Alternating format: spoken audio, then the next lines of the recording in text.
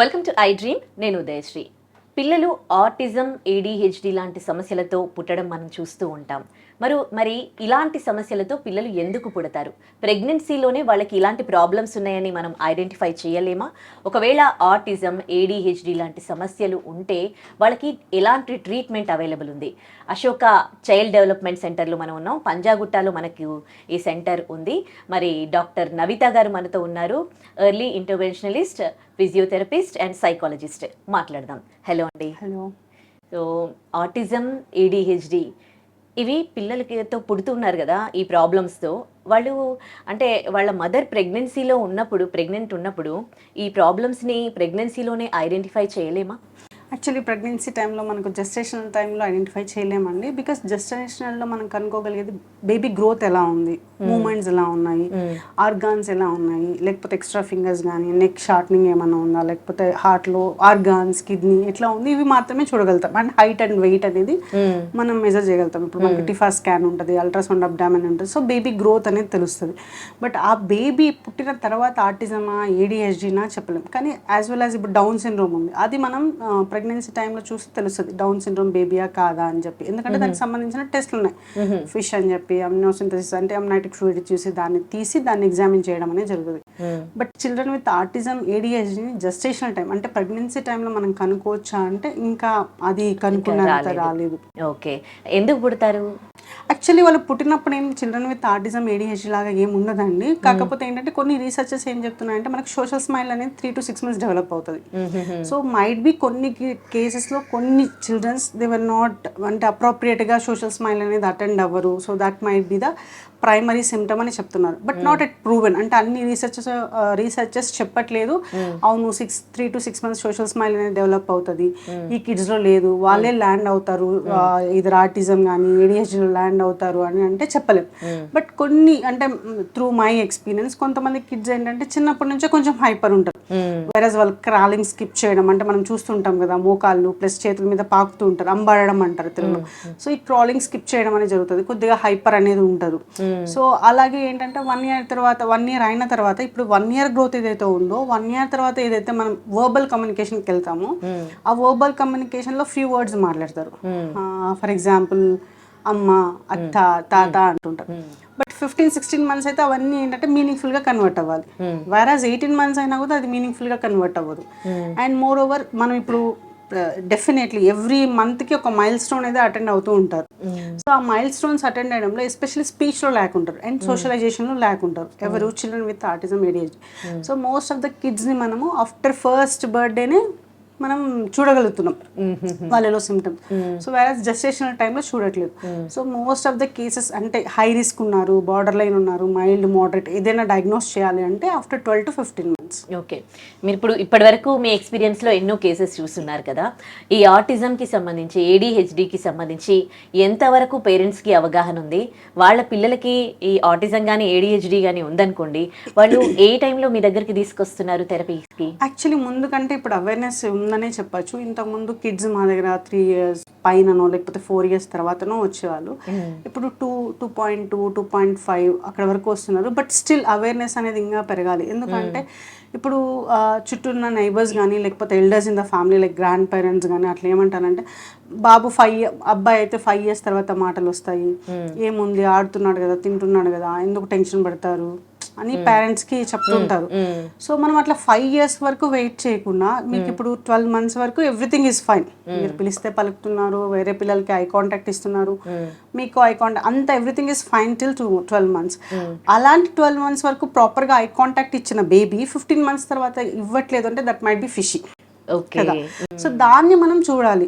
ఇప్పుడు 15 months వరకు చిన్ను మనం ఏదైతే నిక్ నేమ్స్ పిలుస్తామో లేకపోతే వాళ్ళ ఒరిజినల్ నేమ్ ఏదైతే మనం పెట్టామో నా పేరు దాంతో పిలిచినప్పుడు కిడ్ రెస్పాండ్ అవుతున్నారు కదా. సో 15 months తర్వాత రెస్పాండ్ అవ్వట్లేదంటే డెఫినెట్లీ దట్స్ ఫిషీ. ఎందుకంటే చిన్న baby 10 months 15 months between name కాల్కి రెస్పాండ్ అయిన అబ్బాయి కానీ అమ్మాయి కానీ 15 months తర్వాత అవ్వలేదు అని అంటే ఇంకా మెచ్యూరిటీ పెరగాలి కదా. సో అప్పుడు అక్కడ నేమ్ కాల్ రెస్పాండ్ లేదంటే డెఫినెట్గా మనం కొంచెం అలర్ట్ అవ్వాలి. కొంచెం హైపర్గా మీరే చెప్తున్నారు కదా, చాలా మంది పిల్లలు హైపర్గా ఉంటారు. ఇలాంటి ప్రాబ్లమ్స్ ఉన్న వాళ్ళు హైపర్గా ఉండేసరికి వాళ్ళ పేరెంట్స్ అనుకుంటారని ఇంత యాక్టివ్గా ఉన్నారు అండ్ మా ఫ్యామిలీ హిస్టరీలో స్లోగా వచ్చినాయి, మా వాళ్ళకు కూడా వేరే పిల్లలకి, సో వీళ్ళకి కూడా లేట్గా రావచ్చు అని కొంతమంది థింక్ చేస్తూ ఉంటారు. So what you suggest? Exactly, nice question. అంటే ఇప్పుడు హైపర్ యాక్టివ్ ఉన్నారు, మీ వాళ్ళు చెప్తారు మా ఫ్యామిలీలో వీళ్ళ మామయ్యకి లేటుగా మాటలు వచ్చాయి, వాళ్ళ పిన్నికి లేటుగా వచ్చాయి అని చెప్తుంటారు. దీంట్లో ఏంటనంటే వాళ్ళకి అండర్స్టాండింగ్ లెవెల్ అనేది ప్రాపర్గా ఉంటుంది. మీరు ఏం పని చెప్పినా వాళ్ళు చేస్తారు. అది తీసుకురా నాన్న, ఈడపెట్ట అంటే మీరు ఏం కమాండ్ ఇచ్చినా వాళ్ళు ఒబే చేయగలుగుతున్నారు. ఎప్పుడైతే మీరు హెరిడిటీతో పోల్చుకున్నట్లయితే పిన్ని, బాబాయ్, మామయ్య ఇట్లా ఉన్నారు అంటారు కదా, వాళ్ళు కాగ్నిషన్ కానీ ఒక్క మాటలు ఎక్స్ప్రెసివ్ లాంగ్వేజ్ తప్ప రిసెప్టివ్ లాంగ్వేజ్ కానీ కాంప్రహెన్షన్ లాంగ్వేజ్ కానీ పిల్లలతో కలవడం కానీ ఆడుకోవడం కానీ అన్ని మనకు మీనింగ్ఫుల్గా ఉండేది. Versus we're lacking with these kids. అంటే వీళ్ళు ఎట్లా అంటే రిపీటెడ్గా ఆడుకోవడం, ఫర్ ఎగ్జాంపుల్ కార్ వీల్స్తో ఆడుకోవడం, లైన్ అప్ చేయడం, అంటే చైర్ ఎక్కి దిగడం, బెడ్ పైన జంప్ చేయడం, అటు ఇటు పరిగెత్తడం, అంటే కుదురుగా ఒక దగ్గర ఐడల్ సిట్టింగ్ అనేది ఉండదు. ఎప్పుడు హ్యాండ్ ఫ్లాప్ చేయడం, ఫ్యాన్ చూడడం, ఎగ్జైట్ అవ్వడం, నవ్వడం ఇట్లా చేస్తూ ఉంటారు. వేరస్ పిన్ని బాబాయ్ ఏదైతే వాళ్ళు చెప్పారో వాళ్ళు అట్లా కాదు, పిల్లలతో ఆడేవాళ్ళు కలిసి, అంటే ఒక ఎక్స్ప్రెసివ్ లాంగ్వేజ్ తప్ప రిమైనింగ్ అంతా చేసేవాళ్ళు. అంటే వాళ్ళకి కాంప్రహెన్షన్ ఉంది, అండర్స్టాండింగ్ ఉంది, కమాండ్ ఒబే చేస్తున్నారు, ఐ కాంటాక్ట్ ఉంది, రిపీటెడ్ బిహేవియర్ లేదు, అంత బాగుంది. ఓన్లీ ఎక్స్ప్రెసివ్ లాంగ్వేజ్ దగ్గర ల్యాక్ ఉన్నారు, రైట్? బట్ ఈ కిడ్స్ మనం చూసినట్లే అండర్స్టాండింగ్ లేదు, ఏజ్ అప్రోప్రియేట్ అండర్స్టాండింగ్ లేదు, రిపీటెడ్ బిహేవియర్ ఉంది, సోషలైజేషన్ లేదు. సో ఆ రిసెప్టివ్ లాంగ్వేజ్ కూడా ఏజ్ అప్రోప్రియేట్ లేదు. So this is the thing. అంటే మనం ఎక్కడ ల్యాక్ అవుతున్నామో అని చెప్పడానికి ఇది. సో మీరు ఇప్పుడు 12-15 months వరకు మీ బేబీ, చాలా మంది పేరెంట్స్ చెప్తారు అసలు 15 months వరకు మా బేబీ చాలా నార్మల్ మేడం, వీడియోస్ కూడా చూపిస్తారు, నేను పిలిస్తే పలుకుతున్నాడు, పిక్కబూని ఎంకరేజ్ చేశాడు, నేను ఇట్లా చేస్తే కవర్ చేస్తే వాడు తీసి నవ్వేవాడు, ఏ రూమ్లో ఉన్నా పిలిచేవాడు, రైమ్ నేను చెప్తా ఆయన యాక్షన్ చేసేవాడు. ఇప్పుడు చేయట్లేదు. ఏజ్ పెరిగే కొద్దీ మెచ్యూరిటీ పెరగాలి. బ్యాక్ అవుతున్నాడంటే డెఫినెట్లీ ఒక అసెస్మెంట్ అనేది కంపల్సరీ, అసెస్మెంట్కి వెళ్తే బాగుంటుంది. ఓకే, నేను అంటే రిలేటివ్స్లో నేను ఒకరిని చూశాను. ఆ అబ్బాయి ఏంటంటే చాలా చాలా యాక్టివ్ అనమాట. ఎట్లా అంటే అన్ని స్పాయిల్ చేస్తూ ఉండడం తనకి ఇష్టం. మొబైల్ ఫోన్ మీరు ఎన్నిసార్లు పట్టుకున్నా కానీ తీసుకుపోయి వాటర్లో వేస్తూ ఉంటాడు అనమాట. ఎవరినైనా పిల్లల్ని కొట్టడం, బాగా ప్రీతంగా కొడుతూ ఉంటాడు. అసలు వెళ్ళి ట్యాబ్ దగ్గరికి వెళ్ళి ట్యాబ్ తిప్పేస్తూ ఉంటాడు. మళ్ళీ నార్మల్గా మళ్ళీ వాళ్ళ పేరెంట్స్ కొట్టారనుకోండి, మళ్ళీ అటు వెళ్ళిపోతాడు, మళ్ళీ వచ్చి మళ్ళీ అదే పని చేస్తాడు. సో ఇట్లా ఏంటి రిపీటెడ్ బిహేవియర్. ఇప్పుడు మొబైల్ ఒకసారి వాటర్లో వేస్తారు, పిల్లలు వేస్తారు, వాళ్ళకి తెలియదు వాటర్లో వేస్తే స్పాయిల్ అవుతుంది, అది ఖరాబ్ అవుతుంది అని వాళ్ళకి తెలియదు. ఒకసారి వేసి మనం పిల్లలకి ఇది చేస్తామంటే నెక్స్ట్ టైం వేయరు పిల్లలు. ఎందుకంటే చాలా మదర్ చెప్తారు, ఫాదర్ చెప్తారు, కోపంగా చెప్తారు కదా, అది చెయ్యరు. లేదంటే అది చేసే, ఇప్పుడు పిల్లలు టిపికల్ గ్రోయింగ్ చేయలేదంటే ఏదైనా తప్పు చేసే ముందు మనల్ని చూస్తారు, వాళ్ళు వస్తున్నారా లేదా నేనా అని. ఈ ఇంటరాక్షన్, ఈ ఐ కాంటాక్ట్, ఈ కమ్యూనికేషన్, అంటే నాన్ వర్బల్ కమ్యూనికేషన్ ఉందో ఈ కిడ్స్లో మనం ల్యాక్ అవుతాం. ఇప్పుడు ఆ కిడ్ ఎలా చేస్తారు, చేసేదా అని అంటే మనం వెళ్తే పరిగెడతారు వాళ్ళు. It's like a play. వీళ్ళు అట్లా కాదు, వాళ్ళకి అన్నోయింగ్లీ వాళ్ళు చేసేస్తారు. అండ్ పిల్లల్ని పుష్ చేయడం, కొట్టడం అనేది మైట్ బి ఎట్లా అంటే వాళ్ళకి సెన్సరీ ఇష్యూస్ అనేవి ఉంటాయి. సెన్సరీ ఇష్యూస్ అంటే ఇప్పుడు మనకు ఒక 5 మనకు సెన్సెస్ అని అందరికి తెలుసు. Vision, smell, taste, touch and auditory అని అందరికి తెలుసు. దీంతో పాటు వెస్టిబులర్ ప్రొప్రసెప్షన్ ఉంటుంది. ఇప్పుడు అందరి దగ్గర ఒకే స్మెల్ అనేది ఉండదు. ఇప్పుడు మనం అందరం ఉంటే ఒక్కొక్క పర్ఫ్యూమ్ ఒక్కొక్క స్మెల్ ఉంటుంది, ఒక్కొక్క బాడీ స్వెట్ స్మెల్ ఒక్కొక్కలా ఉంటుంది కదా. సో పిల్లలకి ఏంటి అని అంటే అవి వాళ్ళు సెన్సిటివిటీ ఉంటుంది స్మెల్కి. సో టచ్కి సెన్సిటివిటీ ఉంటుంది. ఇప్పుడు ఎవరైనా వచ్చి వీళ్ళని హగ్ చేసుకుంటారో లేదంటే వీళ్ళని ముట్టుకుంటారో అనే లోపే వీళ్ళే పుష్ చేస్తారు, వాళ్ళు వద్దు అన్నట్టు. లేదు అనుకోండి, ఫుడ్ చూసామనుకోండి, ఫ్రూట్స్ తినరు, అది వెజిటేబుల్స్, ఆ స్మెల్ అనేది వాళ్ళు సెన్సిటివిటీ ఉంటారు. ఆ స్మెల్ వస్తుంది, ఇంకా కట్ చేస్తున్నారంటేనే వాళ్ళకి నచ్చదు, అందుకనే ఫ్రూట్స్కి దూరంగా ఉంటారు. కొంతమంది ఫుడ్ అనేది వైట్ కలర్ యాక్సెప్ట్ చేస్తారు, ఎల్లో కలర్ యాక్సెప్ట్ చేస్తారు. అంటే ఈ సెన్స్ ఏవైతే ఉన్నాయో సెన్సిటివిటీ ఉండొచ్చు, లేకపోతే ఓవర్ యాక్టివ్ అన్న ఉండొచ్చు. సో దీనివల్ల ఏంటంటే వాళ్ళని పుష్ చేయడము రిపీటెడ్గా, ఇప్పుడు ట్యాప్ ఆన్ చేసినా వాడు చేయబెట్టి ఆడతాడు, వాటర్ ఎక్స్చేంజ్ చేస్తూ ఉంటారు. అంటే ఈ రన్నింగ్ థింగ్స్ ఏవైతే ఉంటాయో, మూవబుల్ థింగ్స్ ఏవైతే ఉంటాయో వాటిని ఆడడానికి చాలా ఇష్టపడతారు. సో ఈ సెన్సర్ ఇష్యూస్ ఉన్న వాళ్ళకి, సెన్సర్ ప్రాబ్లమ్స్ ఉన్న వాళ్ళకి సెన్సర్ ఇంటిగ్రేషన్ థెరపీ అని మీరు ఇస్తున్నారు కదా, ఏంటి ఆ థెరపీ, ఎలా ఇస్తారు? సెన్సరీ ఇంటిగ్రేషన్ అనేది ఏంటంటే, ఎస్పెషలీ మనం దీంట్లో మనం అనుకున్నట్లు సెన్సెస్ ఉంటాయి, but especially we concentrate on 3 sensory ఇంటిగ్రేషన్లో. ఒకటి టాక్టైల్, ప్రొప్రొసెప్షన్ అండ్ వెస్టిబులర్, దీని మీద ఎక్కువ. ఎందుకంటే ఆల్ఫాక్టరీ, గస్టేటరీ, ఇంకొకటి విజన్, ఆడిటరీ ఏదైతే ఉంటుందో. ఇప్పుడు స్మెల్ అనేది చాలా తక్కువ మంది పిల్లలకి ఉంటుంది ఆ స్మెల్. అంటే కొంతమంది పిల్లలు ఓన్లీ స్మెల్ చేసే తినడము, అండర్ ఆర్మ్ స్మెల్ చూసుకోవడం, వేరే వాళ్ళ చీక్స్ స్మెల్ చూడడం, లేదంటే మమ్మీ హెయిర్ స్మెల్ చూడడము, ఇక్కడ నెక్ దగ్గర అంటే స్వెట్ ఏరియాస్ ఎక్కడైతే ఉంటాయో, లేదంటే స్కాల్ప్ని స్మెల్ చేయడం, ఇలా చేస్తుంటాం. అవి కొంతమంది పిల్లలకే ఉంటాయి. సో దాని మీద ఎస్పెషల్లీ దాని మీద వర్కౌట్ చేస్తాం. ఎస్పెషల్లీ సెన్సిటివ్ ఇంటిగ్రేషన్ ఏంటంటే టాక్టైల్ ప్రొప్రోసెప్షన్, మనం వెస్టిబులర్ అనేది ఏంటంటే వీళ్ళకి టాక్టైల్ అంటే టచ్కి సంబంధించింది. సో మనం ఈ సెన్సెస్ ఏది చెప్పినా ఓవర్ అయినా ఉండొచ్చు, అండర్ అయినా ఉండొచ్చు, మిక్స్డ్ ఉండొచ్చు, డిఫైన్స్ ఉండొచ్చు, అండ్ ఫ్లక్చువేటింగ్ కూడా ఉండొచ్చు. ఒకసారి ఆ టచ్ని ఇష్టపడతారు, ఇంకొకసారి ఇష్టపడకపోవచ్చు. ఒకసారి ఎప్పుడు ఆ టచ్ కావాలి అని అనుకుంటారు. అంటే సీకర్ అంటే దే వాంట్ టు ఎక్స్ప్లోర్. అదే ఇప్పుడు ఈ టెక్స్చర్ నచ్చిందంటే they want to do it. అందుకనే కొంతమంది పిల్లలు ఏంటంటే మదర్ చీక్స్కి వాళ్ళ చీక్స్ రబ్ చేయడము, మదర్ ఇట్లా స్క్వీజ్ చేయడము, అంటే ఆ ప్రెషర్ అనేది ఇష్టపడుతూ ఉంటారు టాక్టైల్. సో హెయిర్ని ఊరికే ఆడుకోవడము, threads ropes any texture what ever. ఇది వీళ్ళు సీకర్స్ అన్నట్టు, అంటే దే వాంట్ టు ఎక్స్ప్లోర్. అవాయిడర్స్ ఎలా ఉంటారంటే ఫుల్ హ్యాండ్స్ ఉంటే ఇష్టపడరు, పార్టీ వేర్ క్లోత్స్ ఇష్టపడరు, ఇక్కడ ఏమన్నా అనుకుంటే వెంటనే తుడిచేస్తారు. అంటే పిల్లలకి మనం ఫీడ్ చేశాక లాస్ట్ బైట్ వరకు దే వాంట్ అవేర్, అంటే దే వర్ ఫైన్, మమ్మీ చేయగలిగి మూతంతా తుడిచేంత వరకు దే విల్ బి ఫైన్. కానీ వీళ్ళు ఏంటంటే ఓవర్ సెన్సిటివ్, ఇక్కడ అంటిన ఫీలింగ్ వచ్చినా తుడుచుకుంటూనే ఉంటారు ప్రతి ముద్దకి. అండ్ వాటర్ టీ షర్ట్ పైన డ్రెస్ పైన పడితే ఇమీడియట్ గా తీసేయాలి. అంటే వీళ్ళు అవాయిడర్స్. అంటే నాకు స్టిక్కీ థింగ్స్, వెట్ థింగ్స్, కొంచెం రఫ్ టెక్స్చర్ ఇష్టం ఉండదు అనుకుంటారు. వీళ్ళలో ఎలా అంటే ఒకే బ్లాంకెట్, అంటే వీళ్ళు వేరే ఊరు వెళ్ళినా అది క్యారీ చేయాల్సి వస్తుంది. బట్ సేమ్ టెక్స్చర్ ఉంటే ఓకే, బట్ డిఫరెంట్ టెక్స్చర్ ఉంటే యాక్సెప్ట్ చేయరు. సో మదర్ బ్లాంకెట్ అనేది, పిల్లో అనేది క్యారీ చేస్తారు కొంతమంది అట్లా. సో అలాగే ప్రోప్రోసెప్షన్, వెస్టిబులర్ అంటే ఇవి రెండు వెరీ క్లోజ్ అన్నట్టు, వెస్టిబులర్ అండ్ ప్రోప్రోసెప్షన్. సో మన బాడీ అనేది ఏంటంటే ఎప్పుడు మూమెంట్లో ఉండాలి. వెస్టిబులర్ ఏంటంటే మన బ్యాలెన్సింగ్ అండ్ స్పేషియల్ రిలేషన్షిప్ని ఇది చేస్తుంది.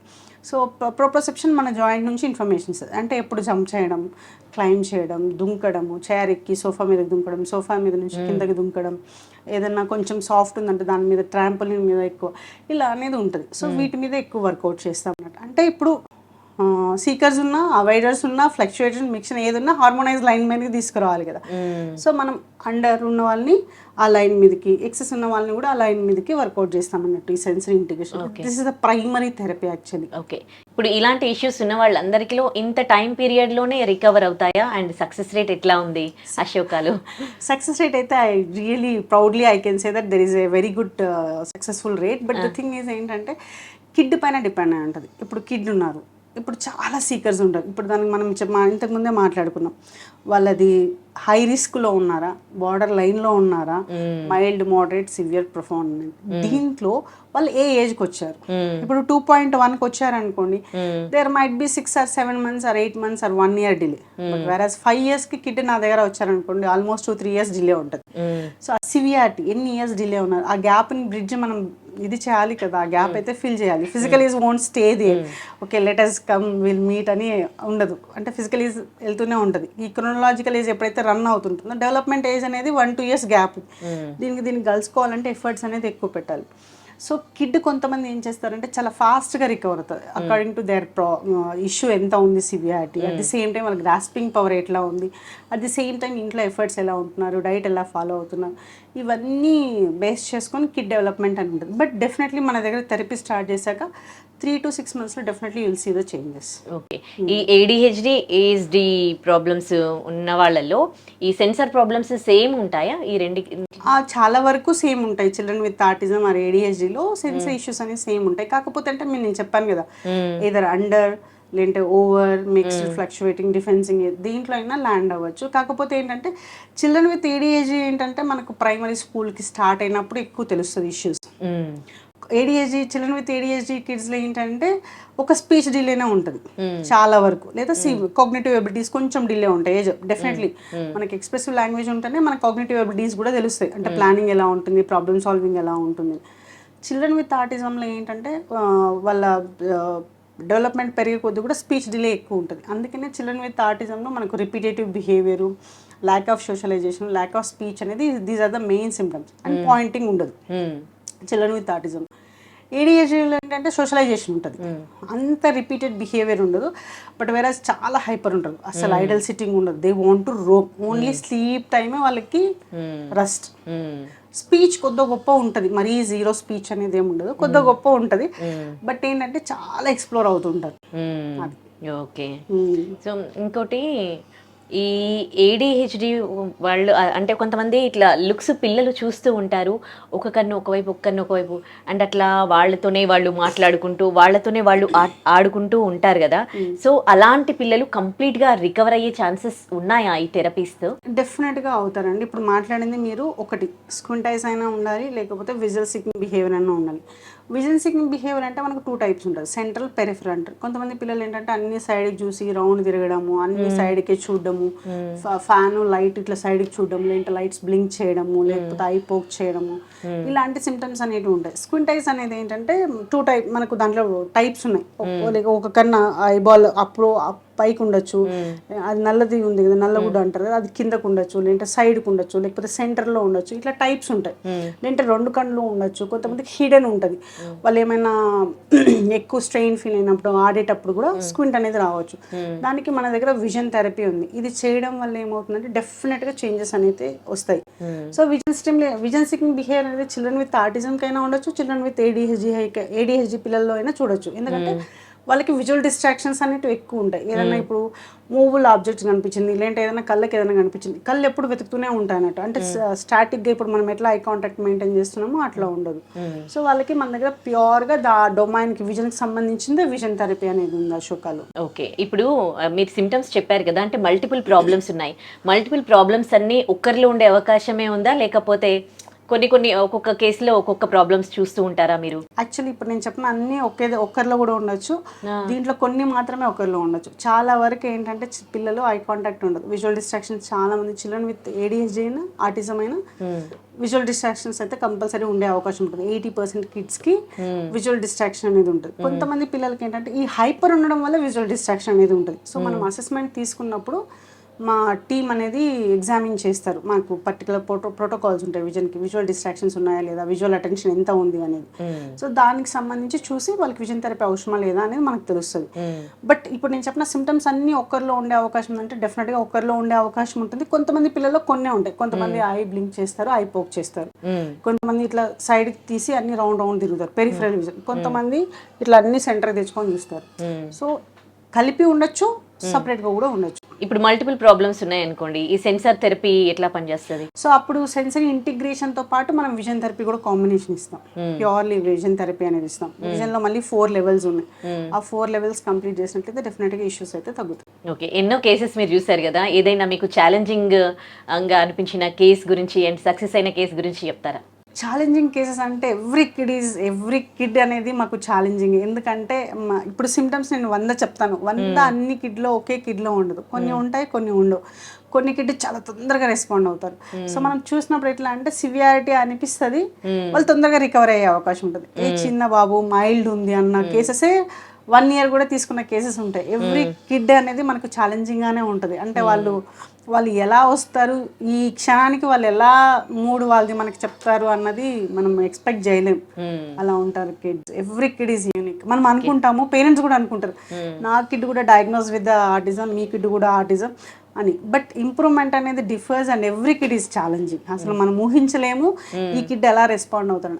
అన్లెస్ మనం 3 months వాళ్ళతో ర్యాపప్ పెంచిన తర్వాత అర్థమవుతుంది ఆయనకి ఏది ఇష్టం, ఎలా చెప్తే వింటాడు, ఎలా చెప్తే ఆయన గ్రోత్ అనేది గ్రాప్ చేసుకొని ఆయన ఇంప్లిమెంట్ చేయగలడు అనేది ఉంటుంది. ఓకే, ఒకవేళ ఫ్యామిలీ హిస్టరీలో ఉన్నారనుకోండి, ఇలా ఏడిహెచ్డి కానీ ఆటిజంతో వాళ్ళ ఫ్యామిలీ హిస్టరీలో ఎవరైనా సఫర్ అయిన వాళ్ళు, నెక్స్ట్ వాళ్ళు ఎలాంటి జాగ్రత్తలు తీసుకుంటే బాగుంటుంది?